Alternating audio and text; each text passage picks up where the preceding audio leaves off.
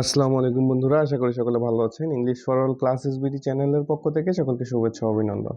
তো আজকে যে জিনিসটা পড়বো, একটা স্টোরি রাইটিং পড়বো এবং পাশাপাশি আমরা সবার শেষে আমরা টাইটেল দিয়ে দিব এটা স্টোরি বা কমপ্লিটিং স্টোরি রাইটিং বা মরাল, একটা স্টোরি মরাল স্টোরি এগুলা হিসেবে আপনারা ব্যবহার করতে পারেন। খুবই গুরুত্বপূর্ণ, তাই আপনাদের কাছে রিকোয়েস্ট, আপনারা ভিডিওটা যখন দেখবেন তখন স্কিপ করবেন না, কারণ একটা ভিডিও দেখার পর যদি আপনি কিছু বুঝতেই না পারেন, যদি আপনি মনোযোগ সহকারে না দেখেন, তবে কিন্তু আপনার এমবিটাই আপনার অযথাই নষ্ট হবে এবং সময় এবং এমবি দুইটাই নষ্ট হবে।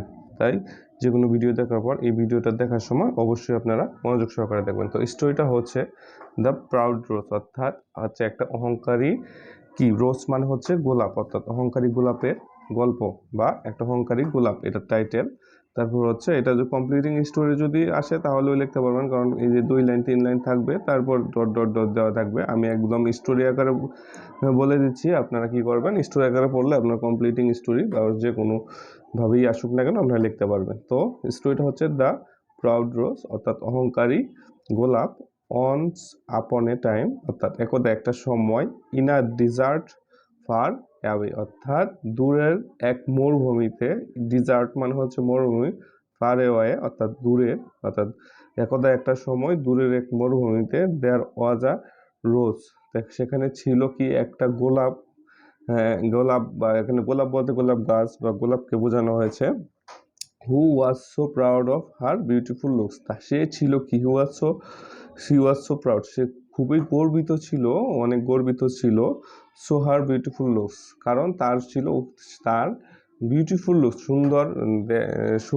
সুন্দরতাকে নিয়ে, বা সে যে সুন্দর তা নিয়ে কিন্তু সে কি কিন্তু ছিল, তার বিউটিফুল, তাকে দেখতে অনেক সুন্দর দেখায়, তাই সে কি ছিল, খুবই গর্বিত ছিল বা অহংকারী ছিল।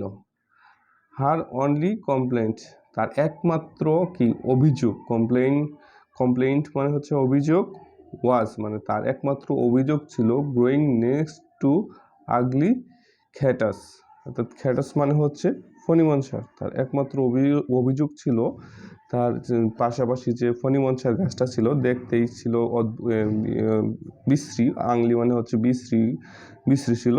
সেই বিশ্রী ফণিমনসারকে নিয়ে তার একমাত্র অভিযোগ ছিল, নানা ধরনের অভিযোগ ছিল।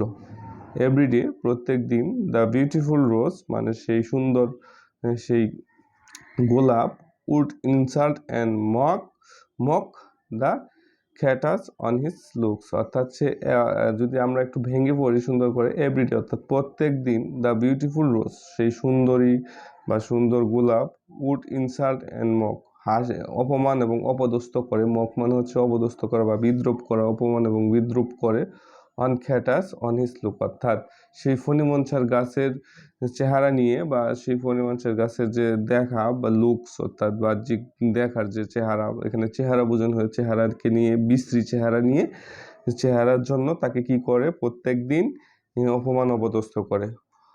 All while the cactus remained quiet, তারপরেও বা সব সময় কিন্তু সেই খ্যাটাস অর্থাৎ সেই ফণিমনসার কি থাকে, রিমেইন কোয়াইট, কি থাকে, শান্ত থাকে। কোয়াইট মানে হচ্ছে শান্ত থাকা, রিমেইন মানে সে অবস্থান করে বা শান্তভাবে অবস্থান করে। অল আদার প্লান্টস, অন্য গাছগুলো, নিয়ার বি মানে কাছের অন্য গাছগুলো, ট্রাই টু মেক বোঝানোর চেষ্টা করে, দ্য রোজ সি সেন্স, অর্থাৎ এই যে সি সেন্স, অর্থাৎ এই অন্য অন্য গাছগুলো, এই যে সুন্দরী রোজ গাছ অর্থাৎ সেই গোলাপ গাছকে বোঝানোর চেষ্টা করে। But she was too swayed by her own looks, সে কিন্তু সে তার নিজের চেহারাকে নিয়ে সে খুব গর্ব করতো বা গর্বিত ছিল বা শাসন করতো। On scorching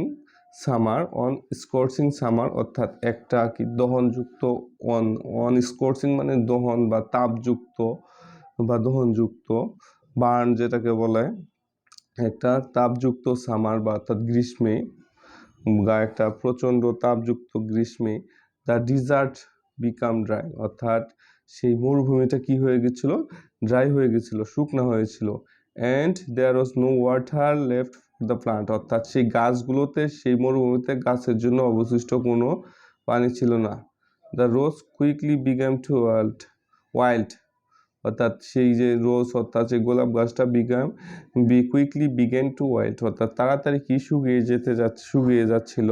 her beautiful petals ড্রিপড after মানে হচ্ছে ঝরে যাওয়া, পেটালস মানে হচ্ছে পাপড়ি, তার সুন্দর পাপড়িগুলো সেই যে গোলাপের সুন্দর পাপড়িগুলো ঝরে যাচ্ছিল।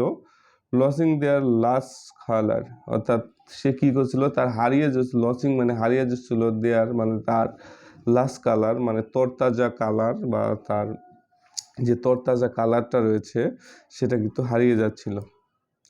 লুকিং দ্য ক্যাটাস অর্থাৎ সেই ক্যাটাসের দিকে, সেই ক্যাটাস গাছটার দিকে তাকালো অর্থাৎ সেই ফণিমনসার গাছটার দিকে তাকালো। শি স এ স্প্যারো, সে কি দেখতে পেল যখন সেই ফুল গাছটা অর্থাৎ সেই গোলাপ গাছটা বা গোলাপটা কি করলো, সেই গোলাপ গাছটা বা গোলাপটা সেই ফণিমনসার গাছের দিকে তাকালো এবং সে স্প্যারো, সে একটা চড়ুই দেখতে পেলো। Dip his beak into the cactus to drink some water, সে কী করলো, সেই চড়ুইটা কী করলো, ডিপ হিজ বিক অর্থাৎ তার ঠোঁটটা ইনটু দ্য ক্যাটাস অর্থাৎ সেই ঠোঁটটা কী করলো ইনটু মানে ক্যাটাসের মধ্যে মানে ঢুকিয়ে দিল টু ড্রিঙ্ক সাম ওয়াটার, এবং সে কী করলো সেই ফণিমনসার গাছের মধ্যে সেই চড়ুইটা কী করলো, ঠোঁট ঢুকিয়ে দিল এবং সেখান থেকে সে পানি পান করতেছে। সেইটা দেখতে বললো, কে দেখতে বললো, সেই যে গোলাপ গাছটা। থ্রু যদিও লজ্জা পেয়েছিল, দ্য রোজ আস্কড দ্য ক্যাটাস অর্থাৎ তারপরেও কী করলো, যদিও সেই রোজটা অর্থাৎ গোলাপ গাছটা লজ্জা পেয়েছিল, দ্য রোজ আস্কড দ্য ক্যাটাস অর্থাৎ তারপরেও কী করলো, সেই গোলাপটা ক্যাটাসকে অর্থাৎ সেই ফণিমনসার গাছকে বললো, if she could have some water, যদি তাকে কিছু পানি দেওয়া যায় কি না বা দেওয়া যেতে পারে কি না সেটা বললো কাকে, সেই ক্যাটাসকে অর্থাৎ সেই ফণিমনসার গাছকে বললো যে আমাকে কিছু পানি দেওয়া যায় কি না, মানে উনি সে পানি চাইলো সেই ফণিমনসার গাছের কাছে। দ্য কাইন্ড ক্যাটাস রিডলি অ্যাগ্রিড, মানে খুব সহজেই তখন সেই কাইন্ড অর্থাৎ দয়াময়ী যে ক্যাটাস অর্থাৎ ফণিমনসার গাছ, ও খুব সহজেই কি সম্মতি প্রকাশ করলো, হেল্পিং দেম এবং তাদেরকে সাহায্য করলো। হেল্পিং দেম মানে সেই চড়ুই এবং সেই ফণিমনসার তাদেরকে সাহায্য করলো,